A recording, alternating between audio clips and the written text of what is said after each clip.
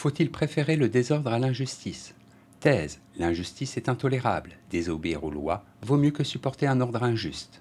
Antithèse. Le désordre cause l'injustice en même temps qu'il l'incarne. Par conséquent, on ne peut préférer ni l'un ni l'autre.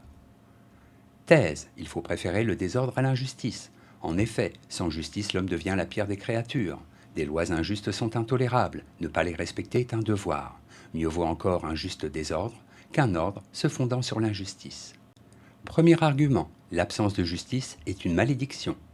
Aristote, dans la Politique, écrit ces mots, de même que l'homme civilisé est le meilleur de tous les animaux, celui qui ne connaît ni justice ni loi est le pire de tous.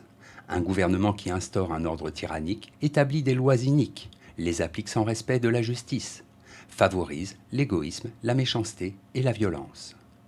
Deuxième argument, il faut défendre l'idée de désobéissance civile.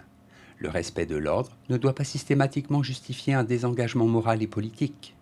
Ainsi que l'écrit Henry David Thoreau dans La désobéissance civile, si l'injustice fait de vous l'agent de l'injustice vis-à-vis d'autrui, alors je déclare qu'il faut enfreindre la loi. Cette attitude peut conduire au désordre. Troisième argument, du désordre peut naître la justice. Le but visé par les théoriciens de la Révolution, tels que Bakounine et Marx, n'est pas le désordre politique et social.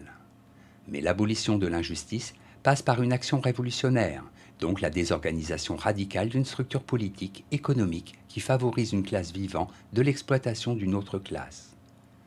En bref, le respect de la personne, la dignité de l'homme, la liberté sont des notions bafouées par l'injustice. Désobéir aux lois, renverser l'ordre, vaut mieux que supporter un ordre qui méprise la justice. Antithèse, le désordre est en soi une injustice. En effet, un désordre injuste aboutit au désordre. Plus règne la confusion entre les différentes classes de la société, plus celle-là est injuste. En ce sens, le désordre n'est pas plus préférable que l'injustice. Premier argument, la tyrannie n'a que l'apparence de l'ordre. Un gouvernement tyrannique peut bien imposer à tous une discipline de fer. Ce n'est pas cela qui le rendra plus fort. Ainsi que le montre Platon dans la République, plus un gouvernement est injuste, plus les citoyens le seront. Plus ils le sont, plus ils justifient l'injustice du gouvernement. Cette situation aboutit immanquablement au désordre. Deuxième argument, la confusion des tâches est à l'origine de l'injustice. La justice pour Platon réside dans le respect de ce qui revient à chacun. Il appartient au charpentier de construire des charpentes. Il n'est pas juste qu'un homme ayant un autre métier vienne le priver de son art. De même, les militaires ont pour fonction de garder la cité. Il est donc parfaitement injuste qu'ils s'occupent également de gouverner. Troisième argument, ordre et justice sont inséparables. L'âme, comme la cité, est pour Platon composée de trois parties. Les besoins, les passions et la raison. Une âme juste est soumise à la raison. La classe des producteurs correspond aux besoins, celle des militaires aux passions, celle des gouvernants, les philosophes, à la raison. Le strict respect de cette répartition des fonctions garantit la justice. Dès qu'on préfère le désordre à l'injustice, on engendre un mal en pensant le soigner. En effet, l'essence même de l'injustice est justement le désordre. Ces deux notions sont étroitement liées. Synthèse.